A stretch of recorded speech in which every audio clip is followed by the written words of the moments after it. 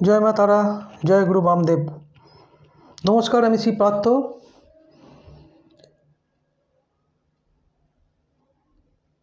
Remedy portion, আমাদের অ্যাস্ট্রোলজির ক্ষেত্রে remedy portion নিয়ে কিছু কথাবার্তা বলবো বলে আজ আমি আমার এই ভিডিওটা তৈরি করছি। এর আগের ভিডিওতে আমি বলেছিলাম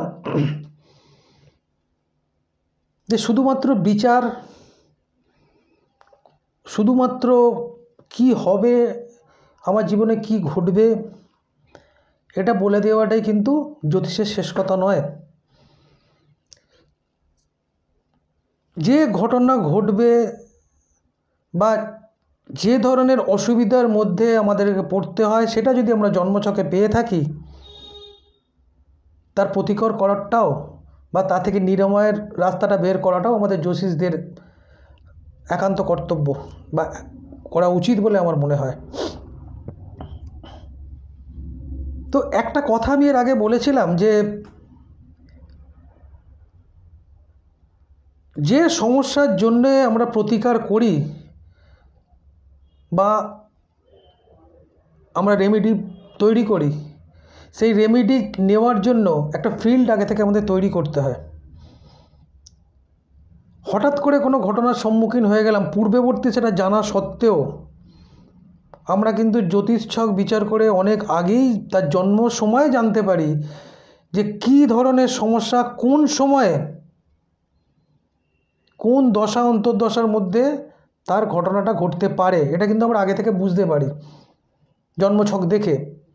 তো আমরা যখন জানতে পারি যে জন্মছক থেকে যে এই ধরনের সমস্যা বা এই ধরনের প্রবলেম একজন জাতক বা জাতিকার মধ্যে আসতে চলেছে বা ঘটা সম্ভব, তখন থেকেই আমার মনে হয় তার প্রতিকারের জন্য প্রয়োজনীয় যে রেমেডি আমরা দেব পরবর্তীকালে, তার মাটিটা অর্থাৎ তার ফিল্ডটা কিন্তু তৈরি করতে শুরু করা, যাতে পরবর্তীকালে যখন তার এই সমস্যার জন্য আমরা রেমেডিটা দেব, সেটা যেন পুরোপুরি ফল প্রদান করতে সক্ষম হয়। তো জমি তৈরি করা বা তার রেমেডি যেটা দেব তার পরবর্তীকালে সমস্যার থেকে তাকে বাঁচানোর জন্য, এই রেমেডি তার পক্ষে কার্যকর হবে কি না বা সে কতটা নিতে পারবে, সেটা আমাদের কিন্তু আগে থেকে বিচার করে চিন্তাভাবনা নিয়ে রাখতে হয়। একটা ছোট্ট উদাহরণ দিয়ে বলি, আমাদের আশপাশে পৃথিবীতে প্রত্যেকটা বস্তু, পার্থিব অপার্থিব প্রত্যেকটা বস্তুর কিন্তু একটা নির্দিষ্ট এনার্জি আছে। সেটা খারাপও আছে, ভালোও আছে। এবং আমাদের শরীরের মধ্যেও ভালো এবং খারাপ এই দুটোই কিন্তু ফ্রিকোয়েন্সি আছে, এবং আমাদের শরীর থেকেও একটা ভাইব্রেশন কিন্তু বের হয়। সাপোজ ধরা যাক জন্মছকে কারো বিচার করে দেখলাম তার কেমদ্রুম যোগ আছে, অর্থাৎ চন্দ্র এমন একটা পজিশনে বসে আছে, তার মানসিক অস্থিরতা বা চঞ্চলতা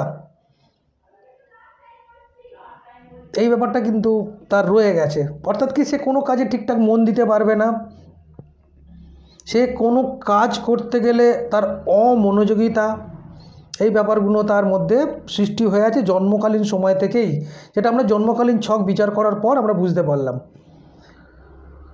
তো এই মানসিক অস্থিরতার জন্য আমাদের প্রতিকার দেওয়া বা তাকে নিরাময় করে সেই অবস্থা থেকে বের করে আনাটা আমরা জরুরি বোধ করেছি তখনই, যখন আমরা জন্ম সময় জানতে পারলাম তার ছক তৈরি করে এই সমস্যাটা তার মধ্যে আছে। তো খুব ছোট্ট বয়স থেকেই সেই বাচ্চাটির জন্য বা সেই ছোট্ট জাতক জাতিকার জন্য আমাদের ফিল্ডটা কিন্তু তৈরি করা শুরু করে দিতে হবে। সেটা কেমন জিনিস?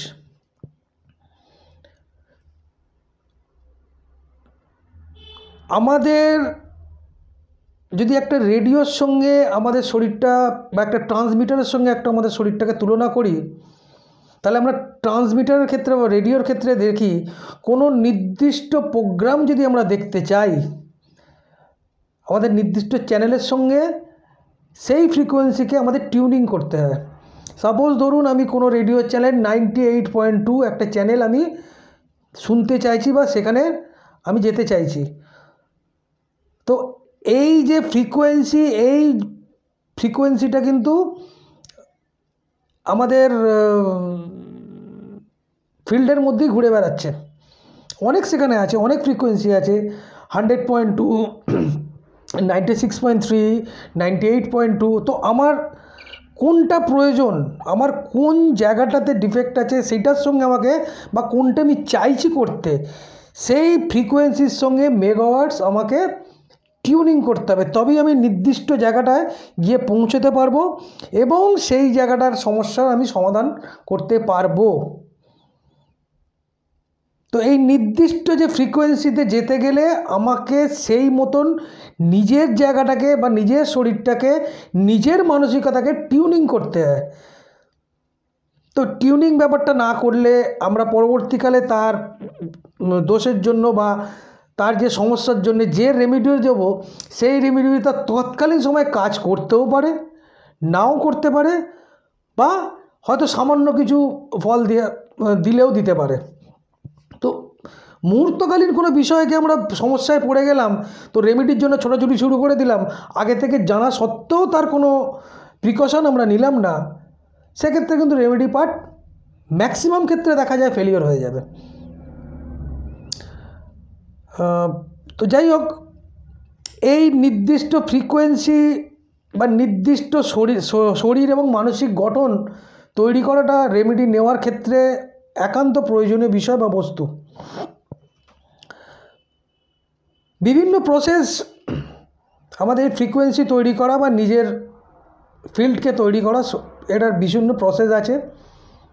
নির্দিষ্ট শক্তিপাত ঘটিয়ে, নির্দিষ্ট ধরনের মেডিটেশন করিয়ে, নির্দিষ্ট ধরনের শারীরিক বাকে থেকে বুস্ট আপ করিয়ে আমাদের সেই ফ্রিকোয়েন্সি কিন্তু তৈরি করতে হয়, যখন যেন পরবর্তীকালে আমরা এই ফ্রিকোয়েন্সির জন্য যে রেমেডিটা তার সঙ্গে দেবো, তার সমস্যার সমাধানের জন্য সেটা যেন ম্যাচ করে। So matching point is most important. এর আগেও বলেছি, এখন আমি বলছি, এই ম্যাচিং পয়েন্টটাতে যদি আমরা উভয়ের সঙ্গে, অর্থাৎ রেমেডিয়াল পার্ট এবং জাতক বা জাতিকার যে সমস্যা তৈরি হচ্ছে সেই ফিল্ডের সঙ্গে যদি ম্যাচ না করাতে পারি, আমার রেমেডি কখনোই একজন জাতক জাতিকার ক্ষেত্রে সুফল দিতে পারবে না। তো এই ক্ষেত্রে আমি একটা খুব ছোট্ট ভালো প্রসেস আমি বলে দিচ্ছি, যে প্রসেসটাকে আমরা বলি FTBA process. FTBA, what is FTBA? FTBA full form হচ্ছে feelings, thought, believe and action. এই প্রসেসটাকে আমরা 4টে স্টেপে প্রথম থেকে যদি কোনো জাতক বা জাতিকাকে তৈরি করতে পারি, অর্থাৎ তার কি ঘটনা ঘটতে চলেছে, সেই সঙ্গে তার মন মানসিকতা কীরকম, সেই সমস্যার সঙ্গে তাকে ম্যাচিং করানো, তার চিন্তাভাবনার মধ্যে পরিবর্তন নিয়ে আসা, এবং কোন কর্ম তাকে দিয়ে করালে তার যে সমস্যা হতে চলেছে সেই সমস্যাটা সম্পূর্ণরূপে নিরাময় করা সম্ভব, এটা কিন্তু আগে থেকেই আমাদের জাজমেন্ট করে সেই জাতক বা জাতিকাকে মানসিক এবং শারীরিকভাবে তৈরি করতে হয়।